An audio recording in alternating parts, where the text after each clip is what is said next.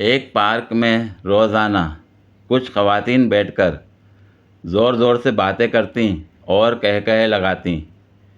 एक दिन सब बिल्कुल खामोश बैठी थीं, जिस पर मुझे तजस्सुस हुआ और मैंने जाकर एक खातून से इस खामोशी के बारे में पूछा तो उसने जवाब दिया, दरअसल आज सब मौजूद हैं। मुझे 1 मिनट लगा समझने में। देखें आप कितनी देर में समझते हैं।